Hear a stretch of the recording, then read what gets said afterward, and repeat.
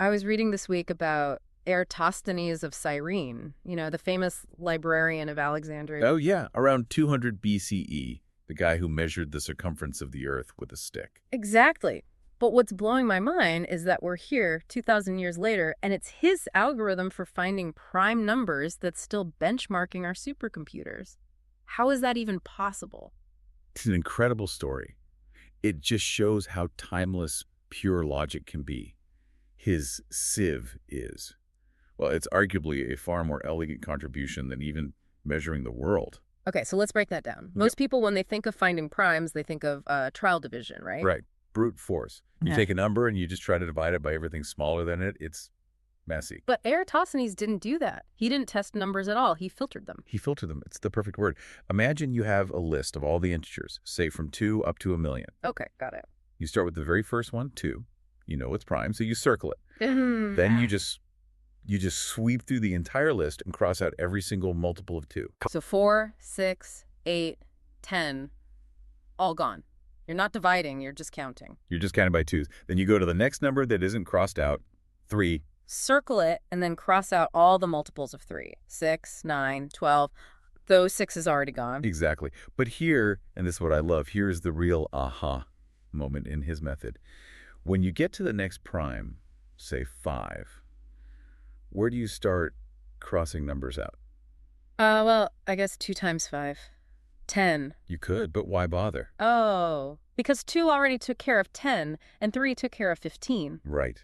You don't have to start until you get to the square of the prime. For 5, you start at 25. Wow. So for the prime 7, you jump all the way to 49. The amount of work you have to do just shrinks and shrinks. It shrinks massively, it's predictable, it's efficient, and it's just based on addition.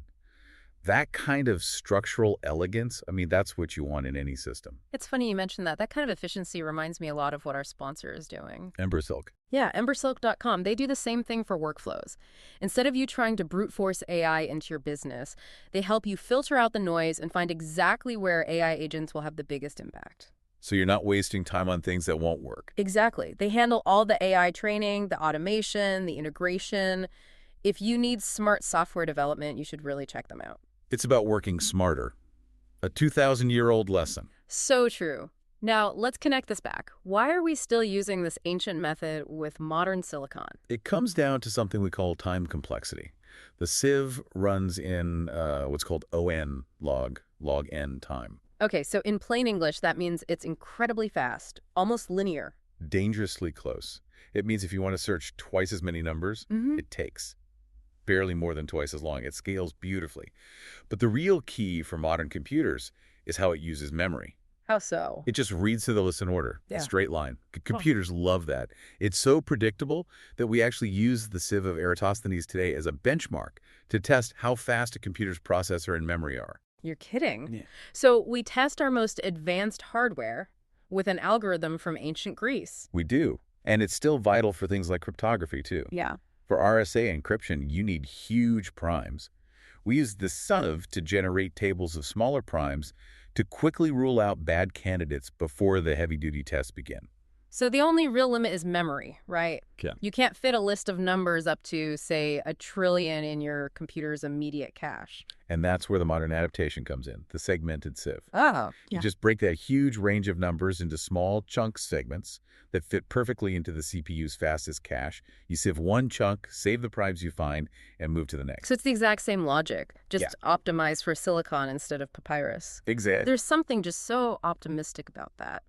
He designed an algorithm that was perfect for the human mind, no division, simple counting, and it just so happened to be perfect for the digital computers we would invent 2 millennia later. It's a beautiful testament to the idea that good logic is timeless. A great idea doesn't get old. It just finds new hardware to run on. That is a fantastic thought to end on. If you enjoyed this deep dive, please subscribe to the show. Hey, leave us a 5-star review if you can. It really does help get the word out. Thanks for tuning in.